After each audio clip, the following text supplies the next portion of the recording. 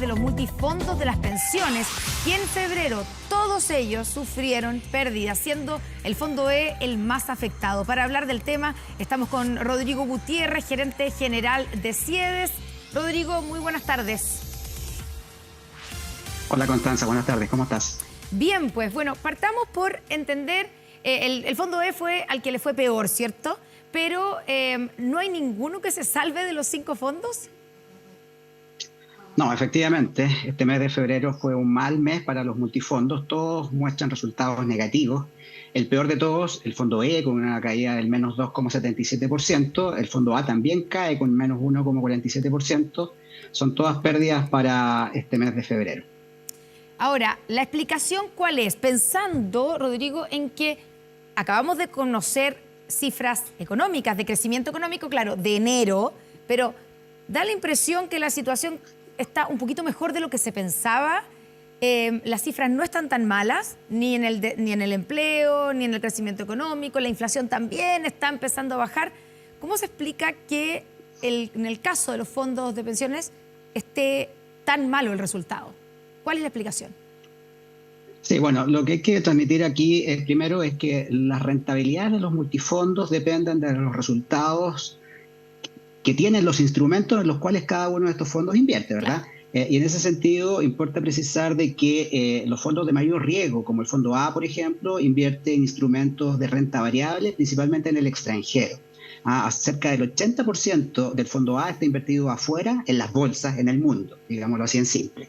Por su parte, el Fondo E, el más conservador, invierte en instrumentos de renta fija, principalmente en Chile. El 90% está invertido en Chile en instrumentos de renta fija. Entonces, para poder explicar este desempeño, importa analizar entonces cuáles son los comportamientos de esas bolsas en el mundo, por ejemplo, y lo que hemos visto durante el mes de febrero son caídas. Hemos visto caídas en Estados Unidos, en Europa, en Asia, especialmente en China.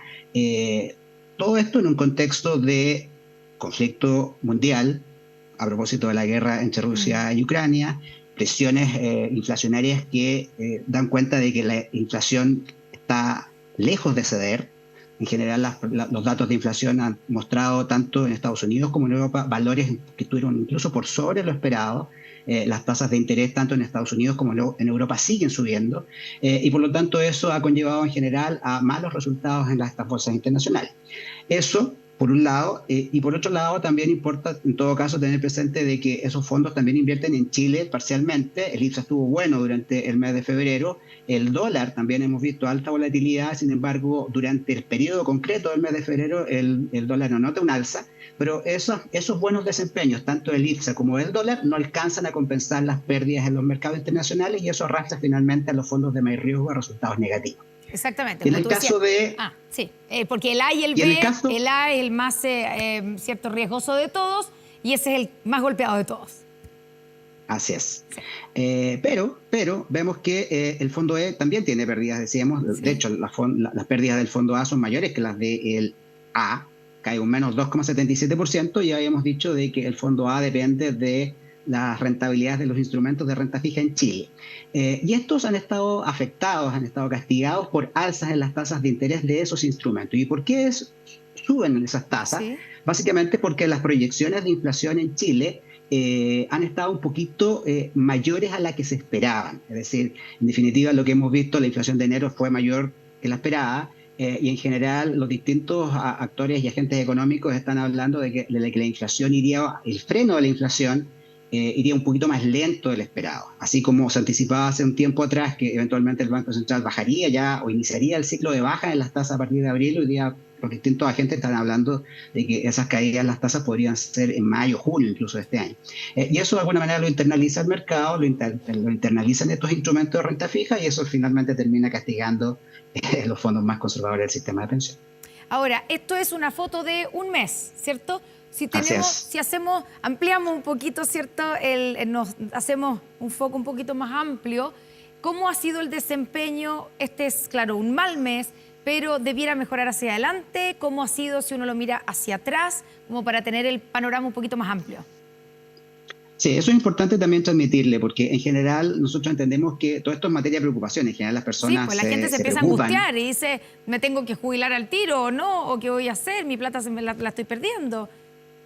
O tengo que postergar el trámite de jubilación, etcétera, o en Exacto, general la gente siente legítima preocupación e inquietud respecto de sus ahorros, porque sabemos que son sus ahorros que están juntando a lo largo de toda su vida para financiar sus futuras pensiones. Pero dado ese mismo argumento, entonces también importa recordar de que el ahorro previsional debe seguir una lógica de ahorro de largo plazo, es decir, tiene que ser evaluado, por tanto, en horizontes largos. Las personas que entran al mercado del trabajo entran a los 25 años y por lo tanto cotizan y ahorran a lo largo de 20, 30, hasta 40 años para financiar un saldo que finalmente les permita financiar sus futuras pensiones. Y en tal sentido importa entonces decir de que el rendimiento de los fondos y de los multifondos importa evaluarlos en horizontes largos.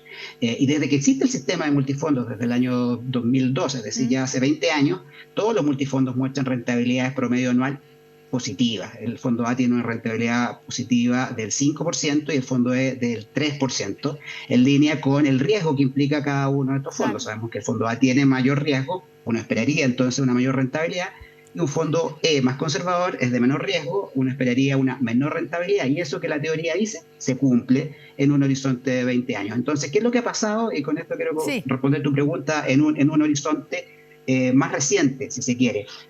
Lo que nosotros siempre decimos es que el resultado de los multifondos es reflejo de lo que ocurre en los mercados financieros, y lo que ocurre en los mercados financieros a su vez es reflejo de lo que ocurre en la economía real. Y en los últimos 3 años hemos vivido tiempos muy excepcionales. Si nos retrotraemos hacia los tiempos de la pandemia, vivimos un shock económico muy grande. A pesar de eso, los multifondos tuvieron rentabilidades positivas durante el 2020. Sin embargo, el 2021 ya empezamos a vivir una situación bastante excepcional. Vimos que, por ejemplo, el fondo A, si bien anota una rentabilidad positiva del 13%, el fondo E en Chile cae un 13%. Y eso es un resultado absolutamente excepcional, absolutamente contraintuitivo, absolutamente fuera de lo esperado. Recordemos que en el 2021 incluso el fondo E acumuló una caída del 20% que se revirtió afortunadamente en los últimos 2 meses del año y cae un 13%. En esto influyó mucho también la realidad del contexto político, la incertidumbre política a nivel local a propósito de las elecciones, el proceso constituyente, los mm, retiros de fondos provisionales que anticipábamos que iban a generar estos efectos en la pérdida de valor de estos fondos, así como también los efectos inflacionarios que estamos viviendo hoy. Pero luego vimos, el 2022, el proceso inverso. sí, Vimos que cuando creíamos que íbamos a despegar finalmente la economía chilena, y no solo la chilena, sino que también la economía mundial, vemos que el fondo de A cae un 20% el año pasado, por lo tanto se come las ganancias del 2021 y nos vamos al segundo peor resultado histórico del fondo A, por sobre lo que fue la crisis subprime del 2008. Y por su parte el fondo E, si bien inicia un proceso de recuperación que lo lleva a cerrar el año con un 7,8%, este solo alcanza a revertir del orden del 60% de las pérdidas del año anterior. Entonces, la verdad es que es difícil anticipar lo que viene, y con esto me adelanto quizás un poquito sí. a lo que insinuabas en tu pregunta, porque la verdad es que vivimos tiempos de alta incertidumbre, vivimos tiempos muy excepcionales. Sabemos de que la incertidumbre en los mercados persistirá, sabemos de que la pandemia aún no se acaba, el conflicto en Ucrania que ya lleva un año, algunos anticiparon de que eso podía ser un conflicto corto, no lo ha sido así y todo indica que esto no tendrá un desenlace pronto. El efecto en la economía mundial ha sido también significativo. Estamos en un escenario donde está proyectada casi inevitablemente recesión en una buena parte del mundo y particularmente en Chile. La inflación, que también hay signos de que se está frenando, al mismo tiempo hay signos también de que se resiste, en definitiva, Mm. a volver a los valores anteriores, y por lo tanto las políticas contractivas de los bancos centrales están lejos de desaparecer, y en el caso chileno particularmente todo indica de que las caídas en las tasas no van a ocurrir sino hasta el segundo semestre de este año. Entonces, es difícil anticipar. Y el llamado entonces a las personas es decir, bueno, primero estar informados Sí. respecto de en qué administradores están, en qué multifondos están, pero al mismo tiempo transmitirles calma en el sentido de que estos ahorros hay que evaluarlos en el mediano y largo plazo, que es en el periodo en el cual está planificado y previsto que sean evaluados, y sabemos que la evidencia empírica, la estadística, la historia así da cuenta de ello, con rentabilidades positivas durante los últimos 20 años. Ya, y esa era mi siguiente pregunta. No te voy a preguntar qué va a pasar para adelante, ya está completamente claro que no podemos saberlo con evidencia, ¿cierto? Pero Pero claro, la gente cuando recibe estas informaciones, y por eso es importante explicar que esto es una carrera, una maratón, ¿cierto? De largo aliento, y hay que ver el panorama completo. Ya, pero la gente, por ejemplo, que está pronta a jubilar y dice, ay, esto le está yendo pésimo, tal vez tengo que retrasar mi jubilación. ¿Es un buen consejo para ese grupo de personas? Sí, cuando se dan las condiciones para que efectivamente sea conveniente dar ese consejo, Sí, nosotros lo hemos hecho incluso en sí, el pasado, ¿ah? Particularmente en años previos. Durante la pandemia nosotros observamos que incluso desde el estallido social, muchas personas empezaron a postergar su trámite de jubilación en un contexto de incertidumbre. No sabía qué iba a pasar la economía, había que cuidar el empleo, era quizás una apuesta un poquito arriesgada jubilarse, ¿ah? Y vimos que entonces las personas en definitiva lo que hicieron fue postergar su trámite de jubilación. Eso fue el 2020. ya. Luego el 2021, cuando los fondos más conservadores, el fondo D y el fondo E, caen en forma significativa, como acabamos de recordar, también muchas personas entonces decidieron postergar el trámite de jubilación en justa medida. Nosotros también dijimos aquello para efectos de que no hubieran castigado sus fondos, porque sobre esos fondos es que se calculan sus futuras pensiones, particularmente aquellos que, deciden hacerlo ya una vez alcanzada la edad Claro. legal de retiro. Y lo que vimos, por tanto, luego durante el 2022, y hemos seguido viendo incluso durante estos meses, es que se alcanzaron cifras históricas de nuevos pensionados durante el 2022, Sí. básicamente porque lo que había ahí, en base a nuestras hipótesis, digamos, Mm. es que hay un efecto de rezago. Es decir, muchas personas que habían decidido postergar su trámite de jubilaciones en años anteriores, lo decidieron hacer el 2022 porque ya era legítimo hacerlo, Claro. ¿verdad? Son decisiones personales, íntimas, familiares, que dan cuenta de la necesidad de dar ese paso, pero al mismo tiempo de la mano de la recuperación de la rentabilidad de los fondos, de las mejores tasas para el cálculo de las futuras pensiones, y también producto del efecto indirecto que nosotros también creemos que pudo haber jugado la nueva pensión garantizada universal, que fue percibida probablemente por muchas personas como un complemento de sus futuras pensiones autofinanciadas en aquel segmento en el cual se vislumbraba que tenían o tendrían acceso a este beneficio. Claro, entonces a la gente que está ahora, por ejemplo, o está como cerca de jubilarse y escuchan esta información, calma y espera si es que se pueda esperar, ¿cierto? Porque como tú dices, es difícil, cada uno tiene un contexto, no sabemos si toda la gente puede retrasar su jubilación, pero si la puede retrasar, que la retrase. ¿Hasta cuándo? ¿Cuál es la señal que tiene que haber? ¿Que se recupere un poco? ¿Que se recupere totalmente? ¿Que vuelva en algún momento a tener rentabilidades positivas? Sí, mira, yo creo que hay que ser muy responsable en esto, porque en Sí, definitiva las decisiones son decisiones personales, familiares, son muy íntimas, caben en la realidad más de cada persona. Entonces, yo creo que acá, y por lo mismo, nosotros cuando hacemos algún tipo de recomendación, lo hacemos en un sentido absolutamente general, ¿no? Eso es lo primero que tendría que decir. Lo que, en otro sentido, lo que podría decir es que las pérdidas que fueron históricas del fondo durante el 2021 se recuperaron solo parcialmente durante el 2022, en torno a un 60%, y por lo tanto uno podría esperar de que todavía hay holgura para que esos fondos se recuperen. En ese sentido, claro, bien podría alguna persona esperar de que este año mejoren un poco más esos saldos, y por lo tanto bien podría ser una decisión esperar. Pero en definitiva no me atrevo a decir aquello como una recomendación general. Yo creo que son recomendaciones personales. no, por supuesto. Ya, y quiero preguntarte dos cosas, Rodrigo. ¿Qué pasa con el proyecto de ley? Estoy pensando en los diferentes multifondos, el proyecto de ley que se está retomando la discusión, ¿cierto?, en el Congreso, y que elimina los multifondos. ¿Qué efectos podría tener eso en las rentabilidades? Porque sería un gran fondo con un solo fondo, o sea, todas las rentabilidades iguales, y me imagino que eso tiene consecuencias, ¿o no?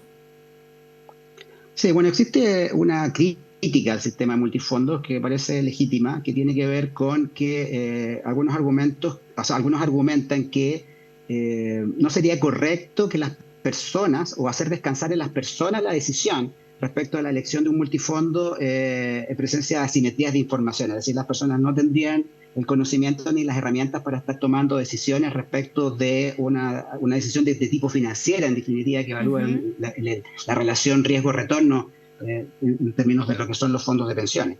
Y de ahí entonces que el gobierno plantea eliminar el sistema de multifondos derechamente y reemplazarlo por un sistema de fondos generacional.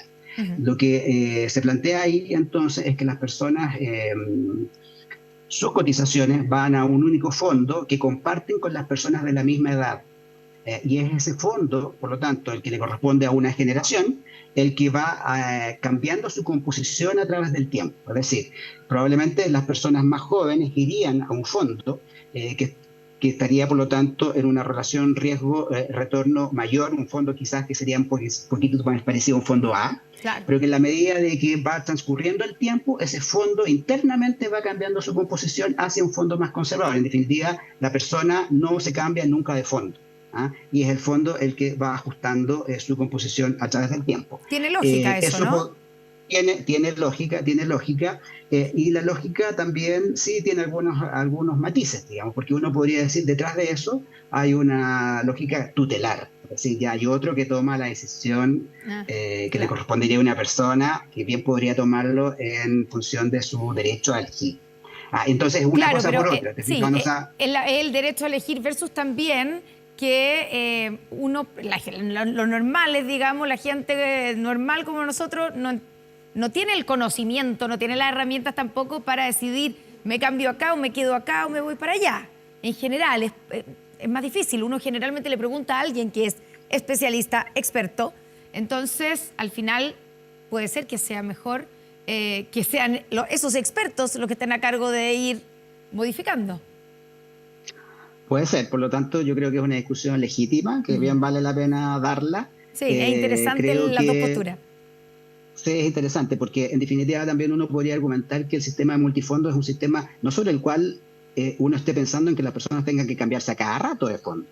En rigor, lo que debería ocurrir es que si uno sigue esta lógica del ciclo de vida, ¿verdad? Y que en el fondo vaya transitando de fondos más riesgosos a fondos más conservadores en la medida que avanza la edad, daría cuenta de que una persona debería cambiarse de fondo 3 o 4 veces la vida, no más. Claro. Esto no está pensado como algunos lo hicieron en los años previos, sí, ¿verdad? En términos de cambiarse del fondo ALE, del IALA. Ya, pero era porque había personas que recomendaban eso. De nuevo, ahí está el problema, porque la pregunta es, ¿esa gente estaba eligiendo? Claro, sí, tenía derecho a elegir y decir, ahora me quiero ir para allá, ahora me devuelvo mis fondos para acá, pero esa persona no estaba decidiendo libremente en términos de tener el conocimiento para decidir. Era influida por alguien. Así es. Y el sistema, por lo tanto, tenía un espacio, una brecha, para que algunos hicieran mal uso del sistema. Y en definitiva, la evidencia demostró de que quienes siguieron esas recomendaciones no le ganaron al mercado. Sucesivos estudios de la superintendencia demostraron que aquellas personas que siguieron estas recomendaciones obtuvieron menores rentabilidades que las que habrían obtenido si se hubiesen quedado en el fondo en el que estaban o en el que les hubiese correspondido de acuerdo con la edad. Eso mismo obligó luego al Banco Central sugerir que se regulara en tal sentido, el gobierno legisló y finalmente esos actores hoy día no están en el mercado. El número de traspasos entre multifondos, por lo tanto, ha disminuido también significativamente. Estos actores ya no están en el mercado hace prácticamente ya más de un año y en definitiva el número de traspasos se ha reducido hacia los niveles prepandemia. Pero dicho lo anterior, en definitiva son las personas las que tienen en el modelo actual el derecho a elegir el multifondo y uno esperaría de que esa elección no sea una elección que implique estar haciendo movimientos sucesivos de fondos, sino que más bien serían pocos cambios de fondos a lo largo de la vida y donde las personas puedan moverse en el margen un poquito hacia arriba o un poquito hacia abajo en función del perfil de riesgo que tenga, es decir, qué tan tolerantes al riesgo son. Sabemos que hay personas, por ejemplo, que ven la cartola y se asustan, por ejemplo, cuando dicen, y uno lo ve en las notas de prensa en la televisión, ¿cierto? Sí. Dice, hoy perdí 1 millón de pesos, perdí 2 millones de pesos. Claro, algunas veces pasa lo contrario también, eso hay que decirlo, y surge esa preocupación. Como también hay otras personas que contestan en las mismas notas de prensa que no, yo estoy tranquilo, yo sé que esto es así, que a veces sube, que a veces baja, porque esto hay que verlo en el largo plazo. Por lo tanto, en definitiva, el sistema actual tiene esa doble posibilidad. Elegir en función de la edad, claro, y también elegir en función de qué tan tolerante al riesgo son las personas, de ver cómo fluctúan sus ahorros para sus futuras pensiones. Entonces, finalmente, una cosa por otra, un sistema que tutela y quita el peso de la decisión de las personas, una decisión que podría tener un carácter más técnico o informado, se lo otorga por lo tanto a un administrador, pero también una reflexión de fondo y final es que nada garantiza que ese sistema a la larga, en el largo plazo, tampoco conlleva tener mejores rentabilidades, porque finalmente son los mismos instrumentos que se invierten en los mismos mercados, y como dije al comienzo, la rentabilidad de los fondos depende de los mercados financieros, y los mercados financieros dependen de lo que ocurre en la economía real, y lo que ocurre en la economía real, la verdad es que hoy día vivimos tiempos excepcionales, vivimos tiempos de pandemia, de conflictos globales, de tensiones y guerras comerciales entre Estados Unidos, Rusia, China, Corea del Norte, imagínate, y por lo tanto entonces la verdad es que es difícil saber. Y si le agregamos finalmente la incertidumbre política a nivel local, producto de las reformas que se discuten y del nuevo proceso constituyente, es muy difícil anticipar lo que viene por delante. Rodrigo, solo para terminar, está y probablemente se va a poner en tabla en la Cámara de Diputados y Diputadas el proyecto que permitiría un sexto retiro de fondos de pensiones. ¿Qué efectos podría tener si es que se aprueba? Bueno, nosotros lo hemos dicho muchas veces, nos hemos opuesto a todos los retiros desde el primero, aun cuando la evidencia después demostró que tal vez el primero pudo haber tenido un sentido de urgencia en un momento dramático, que fue en medio de la pandemia. Pero nosotros anticipamos que esto iba a tener efectos primero sobre las personas, porque implicaba retirar parte de sus ahorros para financiar sus futuras pensiones, y por lo tanto el efecto iba a ser sobre las propias personas con menores pensiones, y eso es algo que ha quedado demostrado posteriormente. También respecto del impacto en los mercados, porque en definitiva la necesidad de los administradores a tener que liquidar grandes sumas de dinero podía tener impacto en los precios de los activos y de los instrumentos, eso también se demostró. Y finalmente el impacto sobre la inflación local, y eso es algo que hoy día en general los distintos sectores políticos han hecho el mea culpa en términos de reconocer de que si bien buena parte de la inflación responde a un proceso global, buena parte de la inflación que vivimos en Chile también obedece a el efecto de los retiros de fondos previsionales, y por lo tanto lo que nosotros podemos señalar es que evidentemente nos oponemos a este sexto proyecto de retiro de fondos previsionales. Creemos que las consecuencias ya no hay que anticiparlas, simplemente hay que dejarlas en evidencia porque ya las estamos viviendo durante este tiempo, y yo esperaría que un proyecto de esta naturaleza no prospere. Sabemos de que en general el gobierno y quienes están hoy día en el gobierno, ministros que antes fueron diputados que apoyaron este proyecto, ya han dicho que no lo van a apoyar, y en general es algo que yo creo que no van a ayudar a las familias, distrae la atención de lo más importante, que es poder avanzar de una vez por todas en el proyecto de reforma. Rodrigo Gutiérrez, gerente general de CIEDES, muchas gracias por esta conversación con Noticias 24, que tengas muy buena tarde. No, muchas gracias a ti.